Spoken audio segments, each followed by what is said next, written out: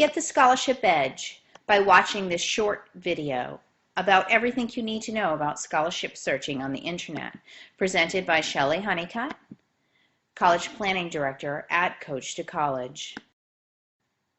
First, you need to know what a scholarship is. It is a sum of money that you do not need to repay. It can help pay tuition, fees, books, room and board, and more. It can be dispersed directly to the school or the student that wins the scholarship, or both sometimes. The funds can be delayed, so be aware of this, until the end of the semester. The scholarship committees may want to ensure that you are using the funds for educational purposes. Why bother with scholarships? They're a lot of work. It is a lot of work to search for scholarships and win them. But a college education will be your number one or number two largest investment you will ever make in your lifetime. Most students and parents do need to borrow to fund their college dreams. Educational debt can span anywhere from 10 years to 30 years to repay. So, paying less for college is smart. Sports scholarships. Let's talk about the reality. 2% of high school seniors obtain sports scholarships. The average sports scholarship is only $11,000, and it's not guaranteed year to year due to injuries or something of that nature. You can only obtain sports scholarships at Division I and Division II colleges, and not at Ivy League colleges. It can limit your major selection because science majors or technology majors typically require much more study, and playing on a college team at the university level does require quite a bit of time. In fact, it's like a job. So sometimes it can limit the major that you do select or can pursue. So keep that in mind. Let's talk about scholarship math. How much work is exactly involved? Well, for every 100 scholarships you research, and we will show you how to do that quickly online, you should find approximately 10 highly qualified scholarships that you can apply for. If you apply for all 10, then the student should win typically 1 out of every 10 that you apply for. Are scholarships taxable? That's a big question. They are typically tax-free if they used to pay for tuition and fees. However, you should consult the IRS to get the exact details on if your scholarship will be taxable. You can just Google irs.gov, and once you get onto the website, you can search under Publication 970, and it will give you all the details as to whether or not your particular scholarship may be taxable. How will scholarships impact your financial aid? Well, most financial aid offices are pro-scholarship. It does vary from college to college, however, so you can find their scholarship policies generally listed on their financial aid website. If you can't find it there, then simply call the college yourself and ask them if they can relay that information to you. Typically, if they do have to scale back on your financial aid award, they will most likely look at work study or cutting back loan funds before they ever touch grants or scholarships. You can fund your study abroad dreams through scholarships as well. There are 2 scholarships listed right here that help students fund their study abroad education through scholarships. So keep this in mind when you're looking at scholarships. When should you start looking for scholarships? Right now, until you're out of college, out of debt. The sooner the better. Scholarships are available even for children age 0 through 18. So start looking now and keep it up until you're out of debt. I'm going to share with you the biggest secret to accessing all kinds of grants and scholarships. If I told you there was one form you could fill out and qualify for all kinds of scholarships and grants and financial aid, would you do it? This form is also the gateway to federal, state, and institutional scholarships and grants as well. This form takes approximately an hour or so to fill out and guarantees your student access to federal loans if you do it each and every year. Millions do ignore this form each and every year, and it is the FAFSA, the free application for federal student aid. Don't miss filing this form by your college's deadline. and file it each and every year so that your student can take advantage of these scholarships and grants and other opportunities that may arise through this form.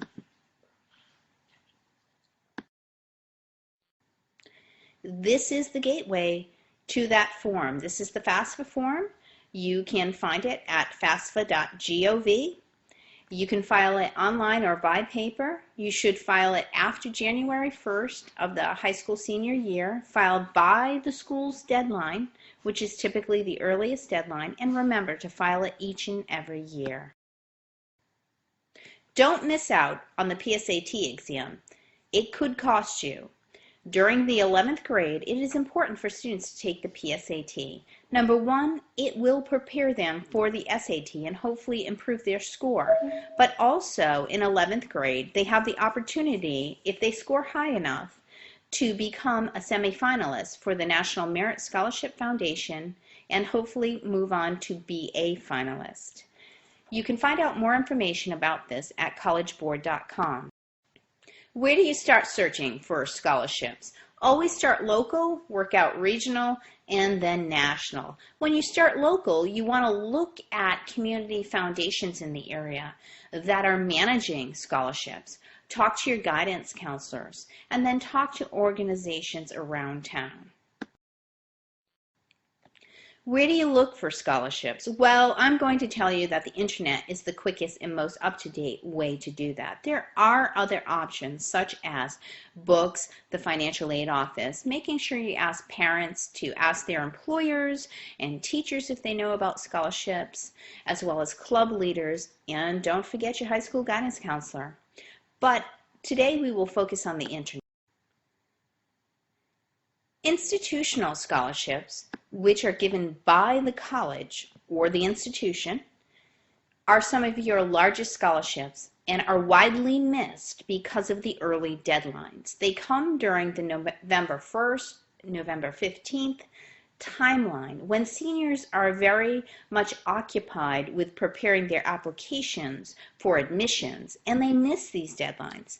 Sometimes they have to be applied for, sometimes the college application is the application, but you won't know that unless you do the research. So plan possibly in October or September to research all the colleges on your list to see what type of institutional scholarships they offer, if you qualify, and when do you have to apply. We use meritaid.com to do just that. So you can look at colleges' profiles on meritaid.com, but you can also pull up all of their institutional scholarship information, and it will tell you all about the scholarship, who's eligible, and how to apply. So don't miss this opportunity. Search engines are your best way to search for college scholarships. We use google.com, yahoo.com, and bing.com. It's quick and effective. It's easy to narrow your search, and we will teach you some keywords that will help you narrow your search even more quickly. Below in the blue box, you can see the keywords that we use. You can use them in plural form or not. And the reason why we use them is because they're words that are typically found on scholarship applications and websites. These words are less conversational and help to eliminate the blogs and discussions and comments that will come up on websites. And they help you narrow your scholarship search in lightning speed. Just watch. In conjunction with these keywords, you can use the categories here to help you narrow in on even more scholarships. So you can combine the keywords with your student's major, their interests, maybe their lifestyle, such as vegetarian, active lifestyle, something of that nature, and their characteristics. Are they left-handed, ADD, entrepreneur, a solopreneur, anything that you might find a scholarship on, you can add to the keywords. You can see here, this is how you Google for dollars. So we can show you how to go from 11 million scholarships to 44 highly qualified scholarships in under 60 seconds. It's very easy. We typed in journalism scholarship, and pulled up just over 11 million scholarships. We added to that Foundation 2013 and we pulled up just over 3 million scholarships. We then put quotations around journalism scholarship because that means we want specifically those words. We typed in Foundation 2013 honorarium and PDF. PDF many times brings you right to the scholarship application. And here we go, 44 highly qualified scholarships. Now, once you have that refined, you can copy and paste that excellent search into Bing.com and Yahoo.com. Here is yet another example of Yahooing for dollars. So we put in vegetarian with quotations because we want specifically that word, college scholarship 2013 PDF application honorarium award fellowship and Portuguese. This student happens to be Portuguese. And there we go, 45 highly qualified scholarships. Do you like to tweet? Well, you can get in on the action with Twitter when you're looking for scholarships as well. You can type in a search and college scholarships 2013, and I might also do one, college scholarships 2014, and then you can sign up to follow those words. And typically, if a company is going to be announcing their application on Twitter, you will catch this. You can sign up to have a news feed go across your internet, or you can get an email. I like the email because you can't ignore it. If you're really interested in finding scholarships, there are a few more Google tools that you can use to your advantage. If you have a Gmail account, you can, or if you create one, you can forward it to your everyday email and set up news alerts. I like news alerts because you can set them up for college scholarships. You can just put in a news alert for college scholarship application 2013. I might do another one for 2014, and then you can decide what type of news alert you want to get from Google Alerts. So the type of news alert, which is everything, news, video, blogs, or discussions. I typically would not do discussions, but news, video, maybe blogs. How often? You can choose as it happens, once a day or once a week, and the volume, only the best results, all results, and how you get it delivered. Once again, you can get it delivered by email or RSS feed. Typically, you can ignore the RSS feed going across the top of your internet, so I choose the email format. We can't talk about scholarships unless we talk about scholarship scams. So to find out the latest and greatest scholarship scams, you can simply go to the Federal Trade Commission's website at ftc.gov/scholarship scam. Here are some ways to spot scholarship scams. They are typically easy to spot because it's unusual information that they're talking about. If it is a scam, they may ask for money.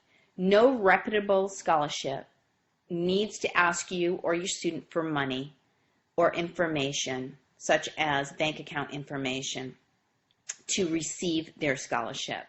So asking for non-relevant personal information is also an indicator. They do not need a bank account, credit card information, or social security numbers. When scholarship checks are cut, they need to know the school, the name of the student, and the amount that they're cutting. That is it. Claims of being exclusive. Only they have the latest information that cannot be found anywhere else. Not true. Any company, organization that is giving out scholarships wants you to know about it. They want more applications. Nobody's hiding this information. So that's not accurate. Claims of guarantees that only they can get you scholarships. No one can ever guarantee that your student can get a scholarship.